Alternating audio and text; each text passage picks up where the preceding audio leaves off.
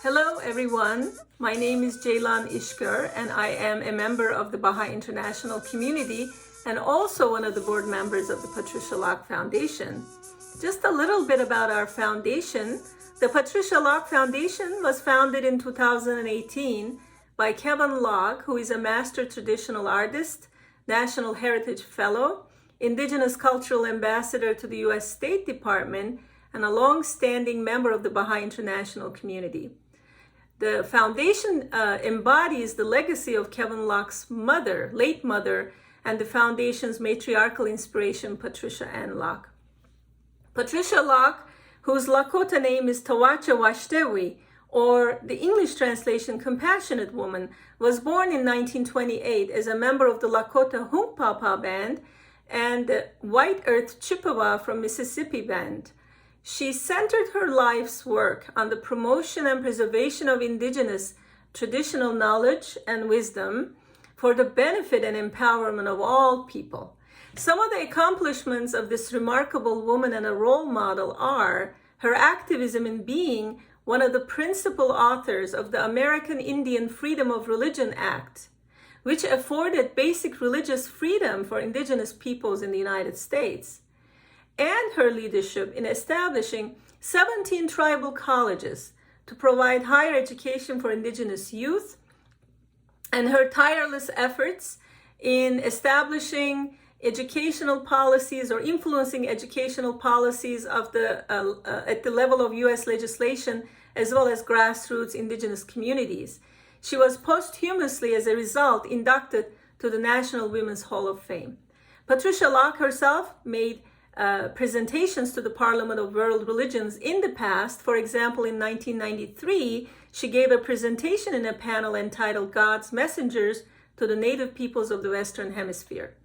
The Patricia Locke Foundation, as an Indigenous-led and Baha'i-inspired nonprofit, upholds that the advancement of civilization depends on the expression of spirituality and feminine qualities, including compassion, to convene, heal, and unite all parts of humanity to overcome social and environmental challenges facing us. The revitalization and strengthening of traditional Indigenous cultures, native identity, and creativity are necessary in the design of a global future for humanity. Therefore, our projects revolve around promoting a just, regenerative, and unified world centered on Indigenous wisdom, which nurtures the full potential, dignity, and esteem of all people and inspires a lifelong dedication to actively respect, protect, and defend the rights of people and the planet. In today's session of the Parliament of World Religions virtual meeting, Patricia Locke Foundation board members and friends will offer an alternative Indigenous land acknowledgement that is centered on spiritual reality as a way to connect the entire humanity, regardless of religion, racial, or ethnic background, under the one fold of God's covenant as it unfolds from age to age in ever-advancing human civilization on planet Earth. We will start with describing what the current state of Indigenous land acknowledgement is in North America and why this practice is upheld. Then we will transition to the alternative land acknowledgement we humbly offer and what it incorporates as an added spiritual dimension. In this vein, we will expound in a panel discussion on the divine teachers and messengers that were sent to peoples that inhabit parts of North America long before Euro-American immigrants set a foot on this island. We will make mention of some of these messengers and their message, and the transformative power their mention and acknowledgement will bring to the human heart. We will conclude by giving concrete sample Indigenous land acknowledgements that center on spiritual reality for the audience. We hope that this session will start the first stirrings of a conversation about land acknowledgement, where our eternal destiny as humans is interconnected in our obedience to the covenant of God. Today, we're here to talk about land acknowledgement centered on a spiritual reality. Let us look back at what has been done. Land acknowledgements is a tradition that dates back centuries in many Native nations and communities. Acknowledgement is a simple, powerful way of showing respect and a step toward correcting the stories and practices that erase Indigenous peoples' history and culture, and toward inviting and honoring the truth. Historically, land acknowledgements have been written in countries such as New Zealand, Australia, Canada, and among the tribal nations of the United States. This practice of land acknowledgement originated in Canada. Today, land acknowledgement is a common practice in places like Australia, New Zealand, and Canada, and the US, where these statements are often read before events or often take the form of signage in lobbies or written statements in organizational brochures or event programs. Today, land acknowledgements are used by Native and non-Natives to recognize Indigenous peoples who are the original stewards of the lands on which we occupy today. A land acknowledgement is a formal statement that recognizes and respects Indigenous peoples as the traditional stewards of the lands and the enduring relationship that continues and exists between Indigenous peoples and their traditional territories. It is based on the reciprocal continuing connection to the land through social, physical, and spiritual teachings and understandings. One can be less specific or more specific in their statement. Acknowledgement by itself is a small gesture. It becomes meaningful when coupled with authentic relationships and informed action. But this beginning can be an opening to greater public consciousness of Native sovereignty and cultural rights, a step towards equitable relationship and reconciliation. The impact land acknowledgement has, if widely practiced as a protocol, could mean that millions of individuals could be exposed, and many for the first time, to the names of the traditional Indigenous inhabitants of the lands they are occupying, inspiring them to ongoing awareness and action. We offer you today an unfolding story, a story of humanity's progress through history, propelled by the teachings of messengers of God, messengers guiding humanity through its stages of development and now to the dawn of its maturity. The Patricia Locke Foundation would like to offer examples. Land acknowledgement centered on spiritual reality transcends across all man-made boundaries, races, peoples, and backgrounds, acknowledging the spiritual reality and dimension of the world of creation as it connects to the world of the divine educators, as it connects to our Creator. The acknowledging of Indigenous messengers here today who have come to that blessed spot. Relatives, we invite you to be drawn close to the blessed spot that we call Mother Earth. And now I am honored and pleased to invite you to know Kevin Locke. He is a Lakota cultural ambassador, longtime Indigenous member of the Baha'i Faith, and a world citizen. Kevin has performed Lakota songs accompanied by his Indigenous Northern Plains flute and Lakota hoop dances worldwide, and especially to primary and secondary school students all across Turtle Island, which is North America. Kevin. Yeah, thank you, Nanaba. Thank you so much. I would like to observe a protocol that's very much honored here in North America, and that is to do the acknowledgement. And I know in recent times there's been a upsurge in awareness of the need to do this, and it's manifested in many places with the land acknowledgement. Now the land is holy and the land is sacred, but in our consultations we realize that the sacredness is derived from its connection to the heavens above, and the ones that establish those connections are these holy souls that walked upon the earth and walked upon this land as well in this hemisphere.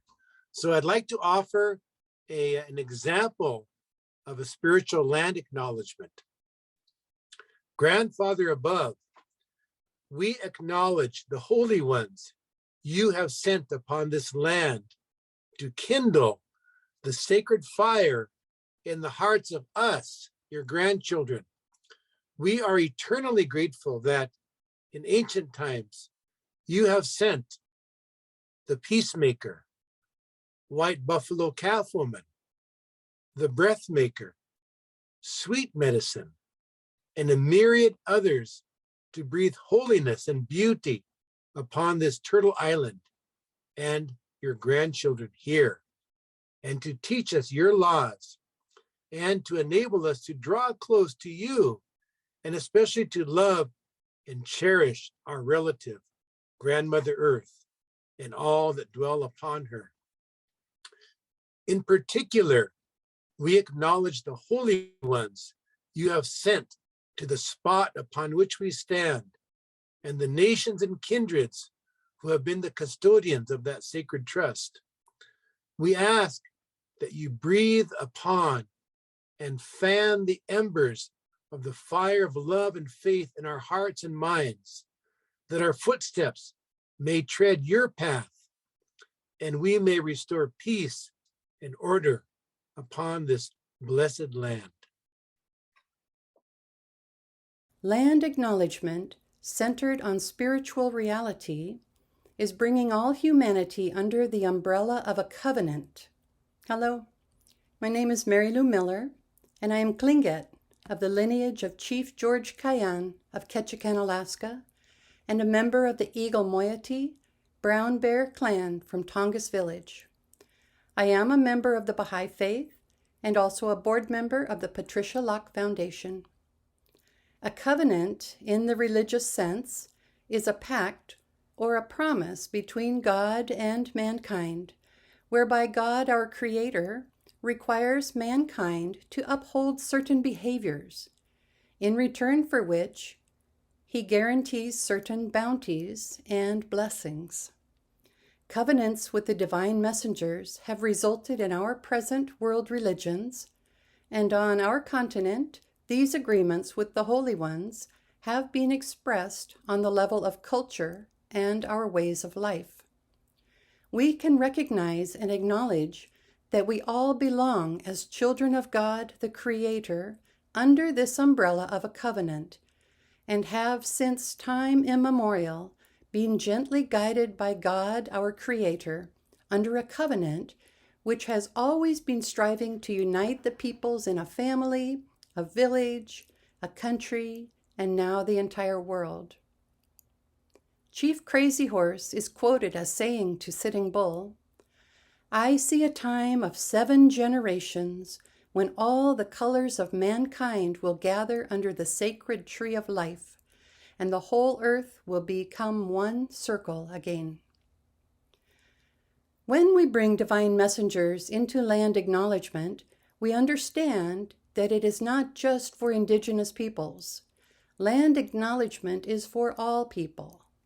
We can go to our center, as Crazy Horse tells us, "I salute the light within your eyes, where the whole universe dwells. For when you are at that center within you, and I am at that place within me, we shall be one." The manifestation of God's divine glory and the daysprings of eternal holiness have been sent down from time immemorial and been commissioned to summon mankind to the one true God. That the names of some of them are forgotten and the records of their lives lost is to be attributed to the disturbances and changes that have overtaken the world. Gunischish. And now I'd like to pass this on to my esteemed colleague, religious scholar, attorney, and author, Christopher Buck. Thank you, Kevin. All right. Greetings, everyone. My name is Christopher Buck. As Kevin just said, I'm a non-Indigenous ally and have a PhD in the academic study of religion from the University of Toronto in 1996. The reason I mentioned that is we didn't study Indigenous religions in my 7 years of graduate work in Canada. As stated in the opening remarks of this session, Dr. Jaylon Iskor Locke explained that our presentation today expands on Patricia Locke's and Jacqueline Left Hand Bull's seminar entitled God's Messengers to the Native Peoples of the Western Hemisphere at the 1993 Parliament of World Religions on Friday, September 3rd, 1993. Kevin Locke, who is Patricia Locke's son, and I have been collaborating on a series of online articles entitled Indigenous Messengers of God, with 80 articles published so far, more to follow. So here's a list of the Indigenous Messages of God that Kevin and I have written about in past and future articles. 1, Daganawida, the Peacemaker. 2, White Buffalo Calf Woman. 3, Sweet Medicine. 4, Quetzalcoatl. 5, Viracocha. 6, Ulicron. 7, Chinich. 8, Lone Man. 9, Breathmaker. 10, Talking God. 11, Galuskap. 12, Wasakichak. 13, Nanabush. 14, Bunjil.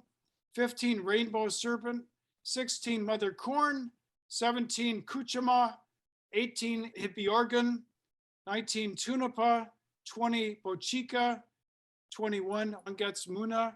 And 22, Ayatiku. I won't explain who these are for lack of time. We'll just refer our listeners to the series, which is online. Now it gives me great pleasure to introduce George Hawley, who is a Deg Hiton Athabascan artist, storyteller, and songster who lives in Soldotna on the Kenai Peninsula in Alaska.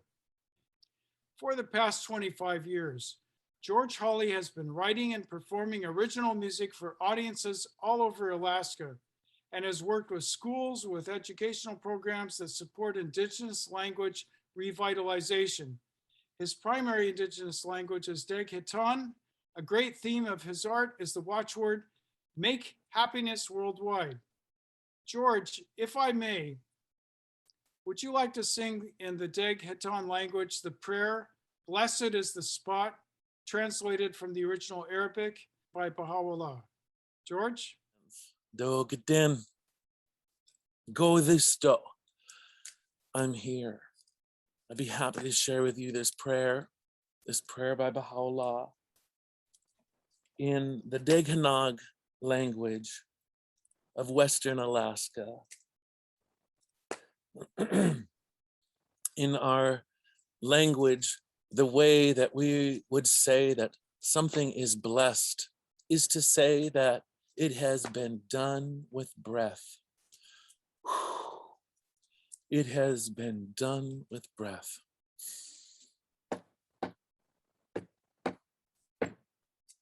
Hey, ah, hey, oh, hey, hey, ah, oh, hey, hey, hey.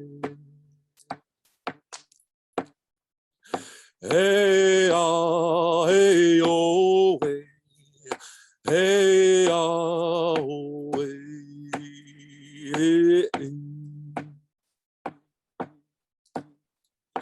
Deyet aha dichil yok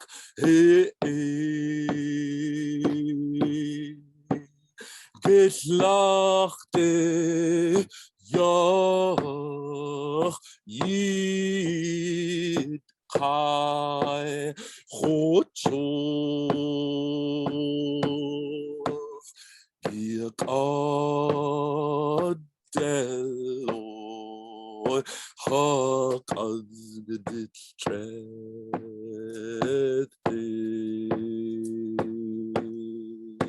Hiye otandi shraftot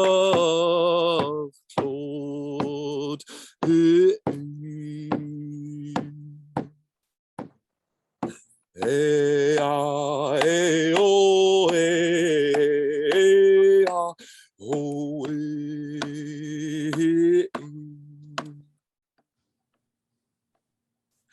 hey, ah, hey, oh, hey, hey, ah, oh, hey, hey, hey,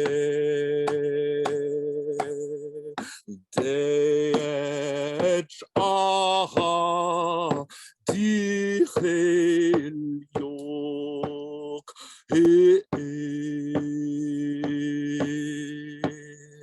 Norton Tocho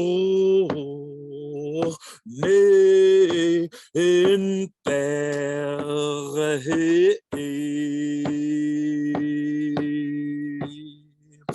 Denacheto Rohana Vadiloste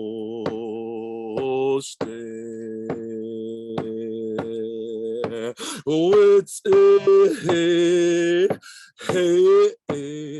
walk 100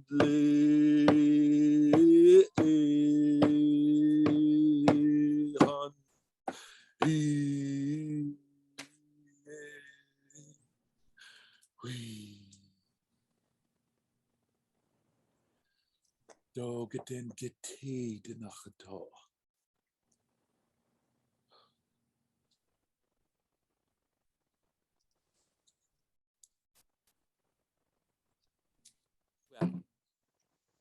All right. Well, thank you so much for that wonderful rendition of Blessed is the Spot in Degitan. And can you tell us now about the Athabascan personage known as Raven and his role as creator? I'll be so happy. Dogaden for asking. You know, when I look out on our land, I see the stories and I hear songs and I have a feeling of my mother's love, of my grandmother's love. And I can taste the different creatures that we've been given in trust on this land. And I just feel the bounty of this place. Each of our places that we live is a gift from our creator, Denacheto. And among our peoples, we say that Denacheto gave us each our language to praise him with. And that is what our traditional chiefs, those that all of our, more or less like our political chiefs, turn to for guidance, say. And among those figures that informed our region and imbued this place with a breath and an unforgettable presence was a figure that goes by many names in our area, but among my people, we call Yochketzi. Yochketzi. And Yochketzi literally means everybody's grandpa. Everyone's grandpa. Yochketzi. And it is Yochketzi that there are stories told all over across Alaska and into Canada and even across into Russia over there. There's stories about Raven having brought the sun and the moon and the stars. And in our stories, among the Deg Hitan, he is then described as an old man who had outlived all of his relatives. There's many details about the life of Yochketzi, the life of Raven, that it is that many different people hold different kinds of clues or stories of. This is a panel that was carved by Jim Chopert, who was a member of the National Spiritual Assembly of the Baha'is of Alaska for a period of time. And he was a Tlingit man, a carver. And this is how he depicted Yesh, Raven.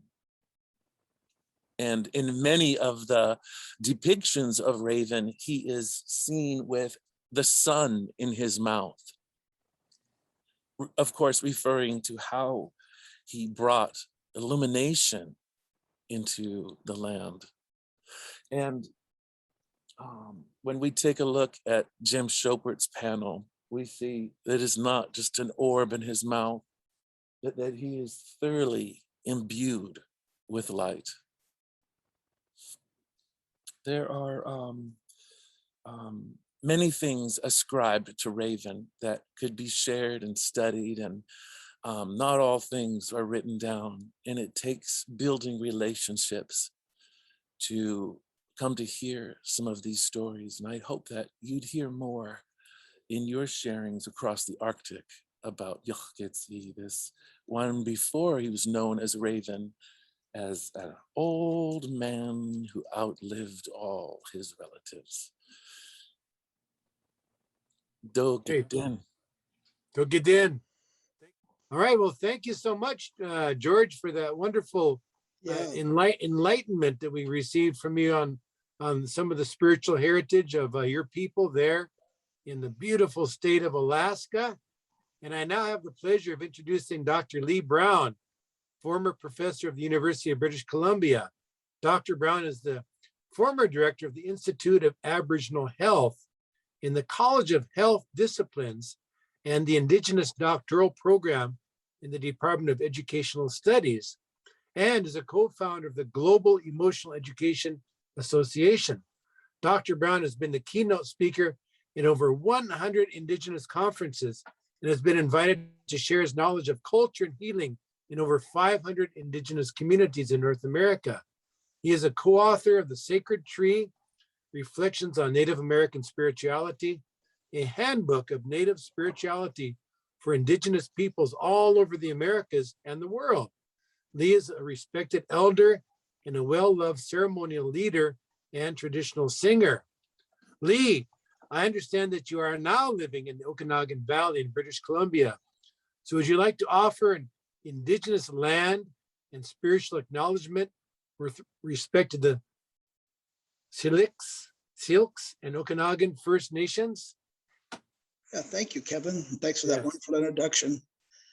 I'm an invited guest in the territory where I'm living, and I would like to provide acknowledgement and respect to the sovereign, unceded, unsurrendered territory of the Syilx Nation here in the beautiful Okanagan Valley. And in keeping with the spirit today and adding a spiritual aspect, I'd like to acknowledge and respect, provide acknowledgement and respect also for the spirit of this land and the spirit of the people that are here, and also express acknowledgement to the great spiritual teachers that have been here at one time and that were in this part of Turtle Island, brought the sacred teachings long ago. Oh, thank you so much. Now, I know that you've done so much work on research, I should say, on the peacemaker of the Haudenosaunee. And now, if you could introduce us to that sacred tradition which you have studied and presented to audiences all over. Okay, Kevin. Well, thanks, and very concisely, I would say that the peacemaker. I sort of look at the peacemaker in my mind as a creator's representative, as a representative of the creator here.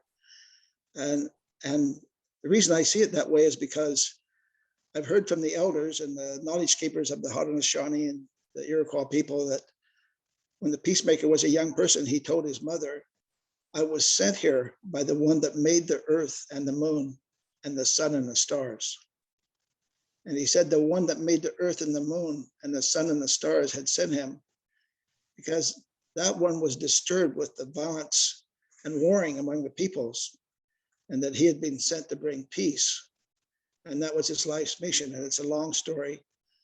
But he successfully, in one lifetime, brought nations that had been at war for a long time into a peaceful, spiritual democracy. Oh, thank you for that. That's really a good concise summation. Now there is a document that I have read. It's called "Concerning the League."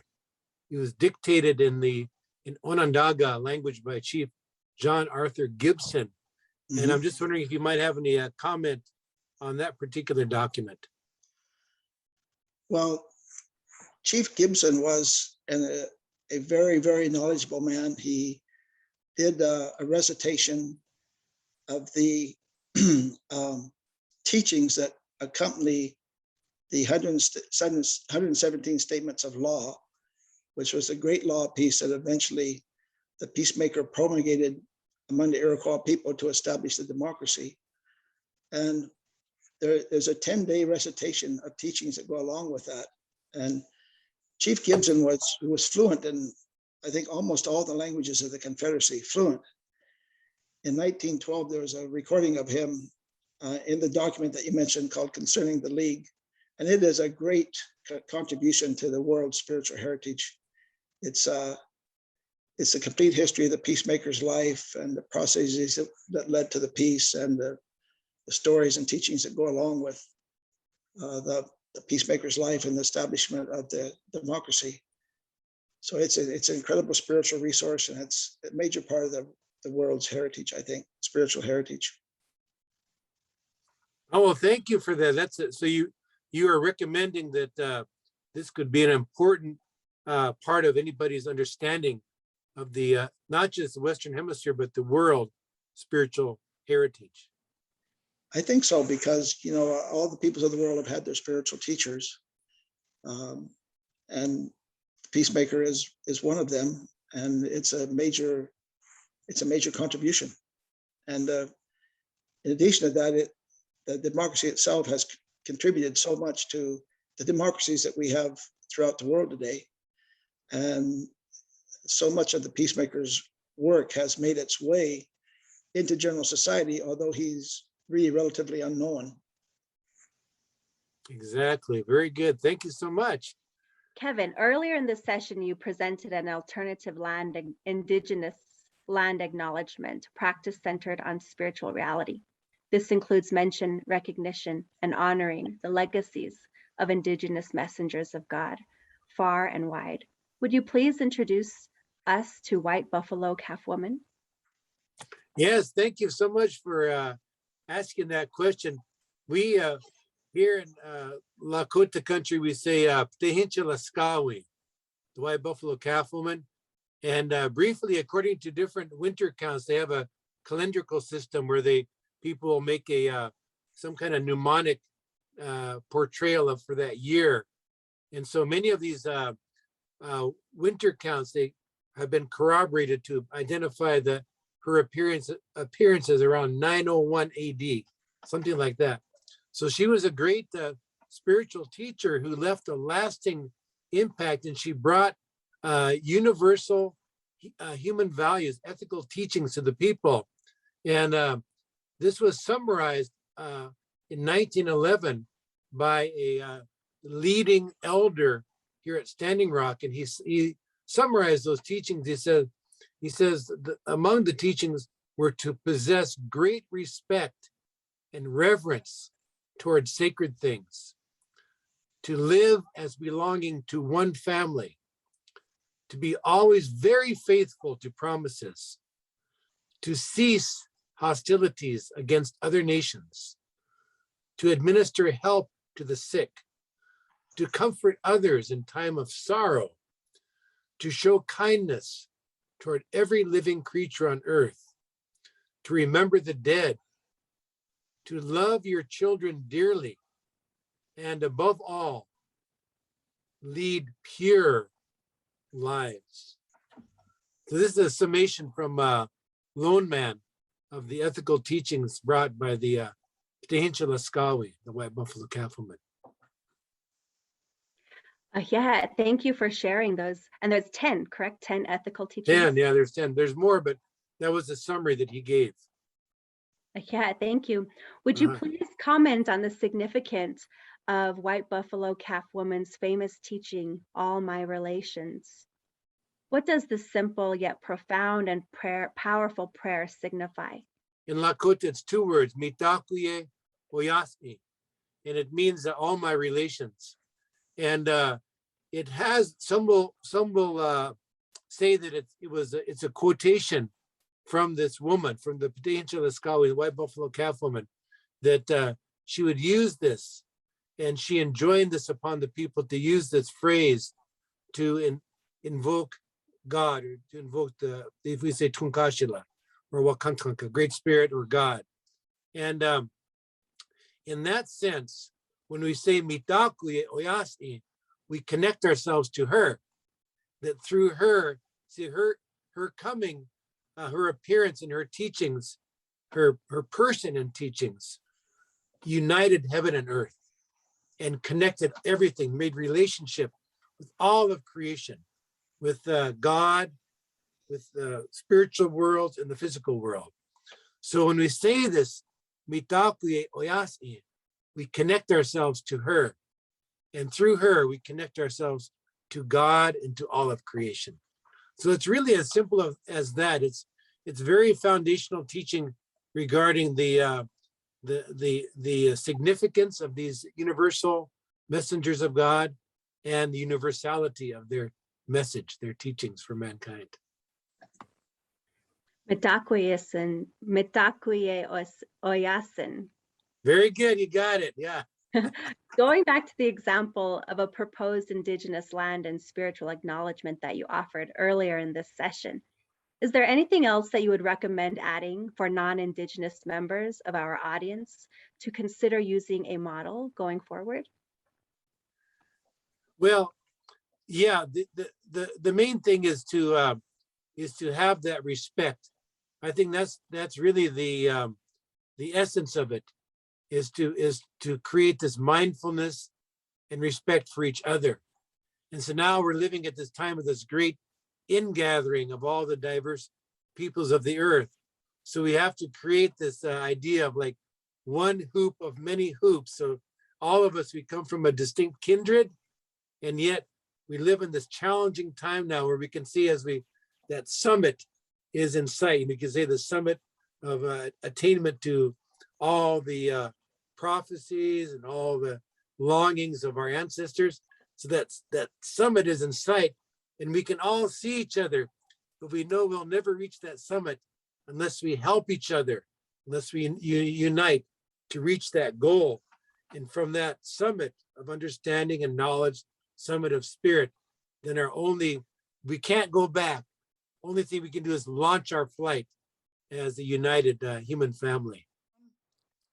Thank you, Kevin Locke, Patricia Locke's now world famous son. And thank you, Nanima. I want to pass the feather of our consultation to you and say that you are a respected member of the board of directors on the Patricia Locke Foundation, and a very well-known Baha'i as well. So I pass the feather to you. Yeah, Chris. All my relations. I'd like to acknowledge that I'm speaking to you from the traditional lands of the Diné people, who have stewarded this land throughout the generations between the four sacred mountains, who remain the people today, and pay my respect to the ancestors, the elders present today and emerging. I'm acknowledging the Indigenous messenger talking God, Diné called Hash'e Yastiet. He is associated with the daily Eastern dawn. He is the Lord of utterance, the all-compassionate, and the advocate for mankind. He wears a white robe and a mask of white buckskin with 12 feathers, representing 12 spiritual principles. On his face, a cornstalk symbol grows from his mouth upward between his eyes. This symbol of his transformation as a Holy One appears as a tree of life representing progressive revelation through the ages.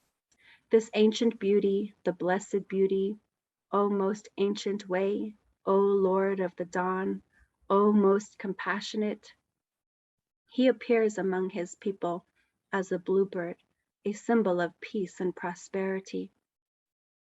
From the dawning place of the divine tablet, the day star of this utterance shineth resplendent, and it behooveth everyone to fix his gaze upon it.